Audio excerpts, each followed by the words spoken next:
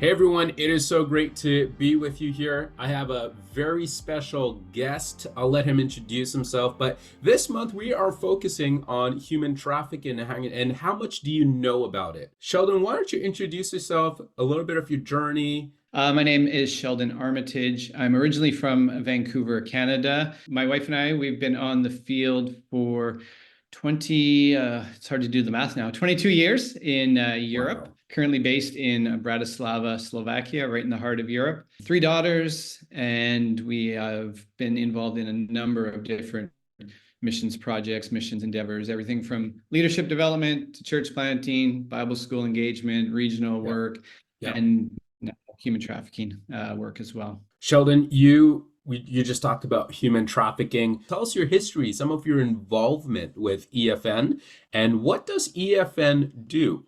So EFN stands for European Freedom Network, Okay, and the mission of the network is to be a Christian community that fights human trafficking and commercial exploitation and right. seeks restoration of victims in collaboration with strategic stakeholders. Essentially, what EFN is, it is a Christian network, and it connects different organizations, churches, individuals who are all involved in fighting trafficking in many Mm, different ways. So EFN started out with 70 people, and then as we held different gatherings, conferences, and events in multiple countries, the network has grown to well over 200 different organizations and individuals who are connected somehow into the work of the network.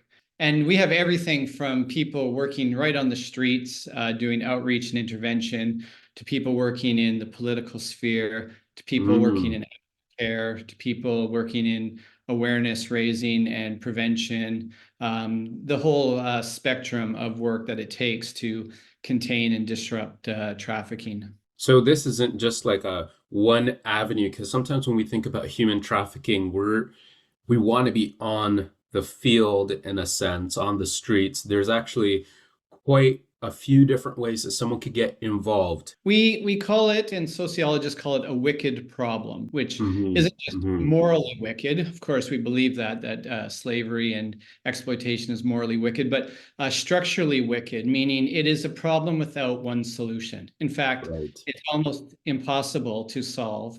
The best you can do is contain it, shrink it, and make it less likely to happen because it's constantly changing. And we saw this during COVID, when everything was shutting down, a lot of trafficking went online. And we Wow. saw this Yeah. in the Ukraine situation. When the borders opened into our countries, traffickers were waiting at the borders to prey on people who are running for their lives. And when laws Yeah. get changed, then organized crime and criminals figure out ways around that. So anyone who ever claims that our organization is stopping trafficking, I would say they're probably doing something to help the situation, but no one organization can actually solve the problem. That's why you've brought on multiple organizations as a partner network to kind of assist and to help. Absolutely. And the way, I mean, the way that that really works, and we've seen that work is, for instance, within Europe and the EU, you have freedom of movement. So once someone is in the EU, they can move around from country to country, which Right. helps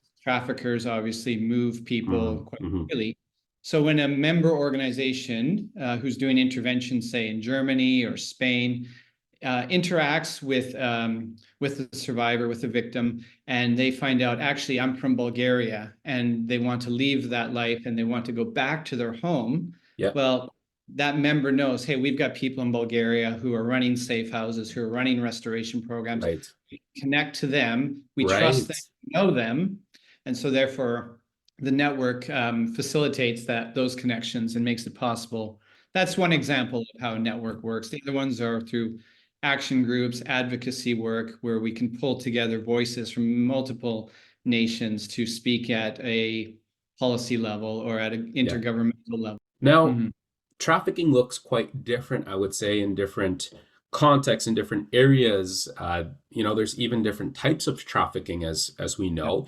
What does it look like in Europe for human trafficking specifically? We often have this myth of trafficking that it's somebody rolling up in a white van, snatching girls, throwing them in, and then Right. driving off. Sometimes that happens, but that is not the predominant way that it it happens. So Right. what we see in Europe is still, sex trafficking would still be the highest percentage of trafficking victims across Yep. Europe. Women are still disproportionately um, higher in the victimization, although we are seeing rises in amongst men and unfortunately children as well. So sex trafficking is still a huge problem. And a lot of that has to do with some very liberal laws on prostitution in Western European countries. But we're also seeing a rise in labor trafficking. So as the European birth rates go down and there's less workers for different agricultural or Right. lower level paying jobs. And as we see a rise in instability in the Middle East, North Africa, Eastern Europe, people are ripe for exploitation to be working in some of those environments. Another one that we're seeing a lot more of is forced begging, Mm-hmm. online trafficking.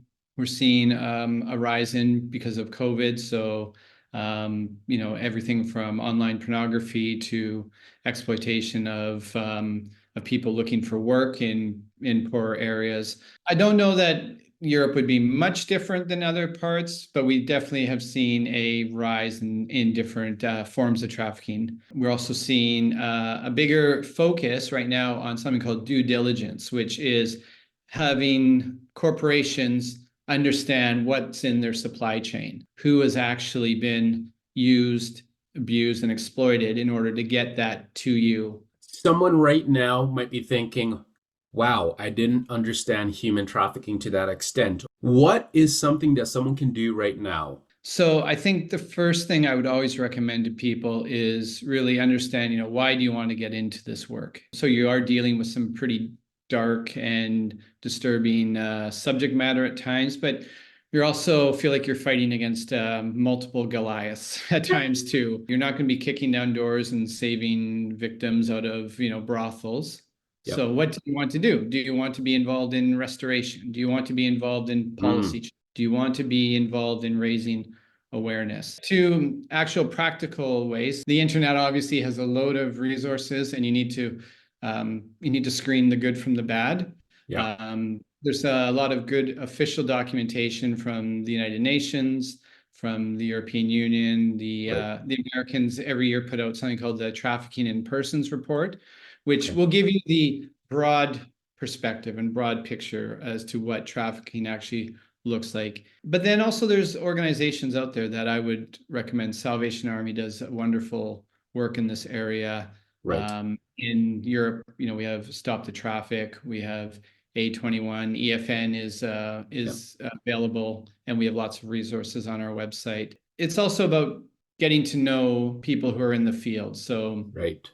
I'm always happy to talk to anyone who's interested in the field. If you have the opportunity to ever go and work alongside of an organization, I know we have other global workers within the PAOC who are involved in this area. Just start by learning, start by asking, and start by praying too, because this is an issue God cares about. I think when you say, Lord, I'm willing to be used in this area, Mm-hmm. Yeah. those opportunities are going to come. Sheldon, thank you so much just for providing us with the understanding of human trafficking, about your experience, your expertise, what EFN is doing, and especially with the resources. You heard it from Sheldon. If you want to get involved or if you have any questions, feel free to message us or to message Sheldon. You can find him on our Mission Global website as a global worker. But if you do have more questions and you want to get more detailed, maybe you're thinking about being a global worker, message us and we would love to connect you with Sheldon as well. Well, thank you, everyone. That's this month's newsletter. Sheldon, thank you again for everything.